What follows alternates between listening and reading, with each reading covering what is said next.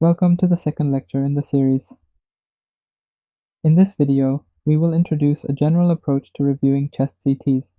We will then discuss the spatial distribution of disease and differentials. First, let's consider the general approach. Using this method will help you to integrate the knowledge you gain after watching all the videos in this series. There are 4 steps to this approach, and we will address each one in turn. In the first step, ask what is the overall spatial distribution of disease on this chest CT. There are distribution patterns that diseases may follow, some of which are helpful in narrowing down your differential diagnosis. Is a disease predominantly cranial, meaning upper lung, or caudal, meaning lower lung? Is a disease central, meaning away from pleural surfaces, or peripheral, meaning near pleural surfaces? The word predominantly will be relevant when reading chest CTs, as more often than not, diseases behave within a spectrum, and don't always neatly follow the categories we create. For step 2, ask what is a predominant pattern of disease. For example, is it a reticular pattern, nodule pattern, or mosaicism? We will explore each of these patterns in later videos.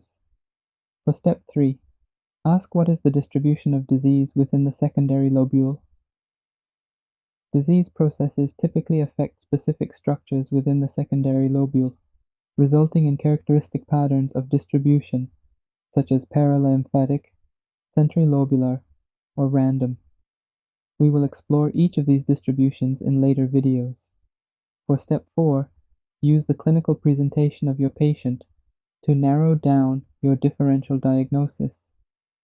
In these videos, we won't be discussing history and clinical presentation, nor will we be discussing key pathologic findings in real life. These are all incredibly helpful in narrowing down your differential diagnosis, and in many cases, you may need histologic confirmation to arrive at a diagnosis with greater certainty.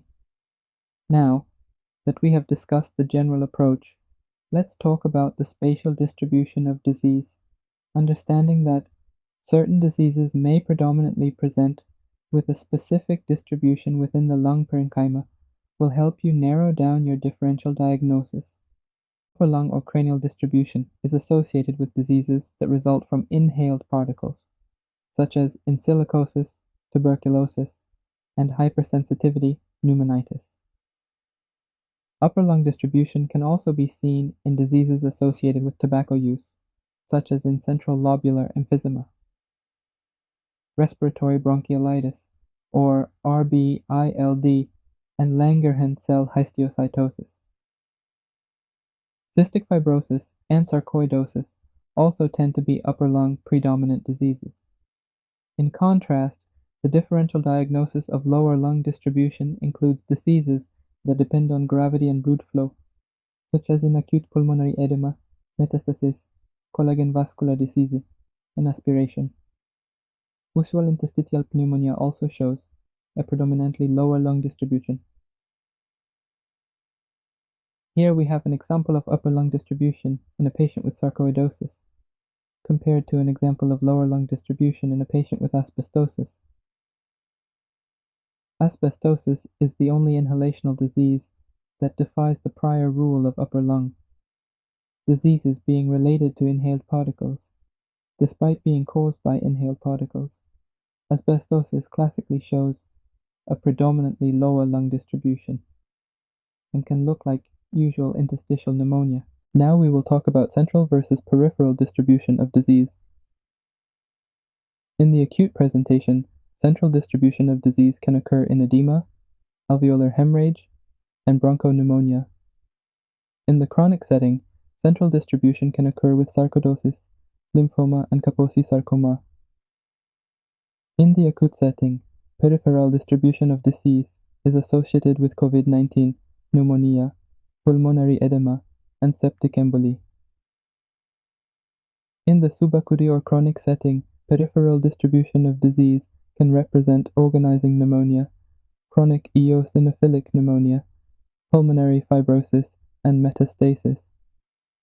Here we have an example of central distribution of disease, in a patient with alveolar hemorrhage in lupus compared to peripheral distribution of disease in a patient with chronic eosinophilic pneumonia. This is a chart with a differential diagnosis of special distribution of disease. For your reference, you can come back to this chart and spend some time with it to commit it to memory. Let's review. Answering these 4 questions will provide you with a consistent framework every time you interpret a chest CT and help you narrow down your differential diagnosis. First, what is the special distribution of disease within the lung? Is it upper or lower lung? Is it central or peripheral distribution? Second, what is the predominant pattern of disease? For example, is it a reticular or a nodular pattern? Are there areas of mosaicism or areas of decreased density? Third, what is the predominant distribution of disease within the secondary lobule? Is it centrilobular, perilymphatic, or a random distribution? And lastly, use a clinical presentation of your patient to narrow down your differential diagnosis. Additionally, in many cases you may need histologic confirmation to arrive at a diagnosis with more certainty. In the next lecture, we will cover particular patterns of disease.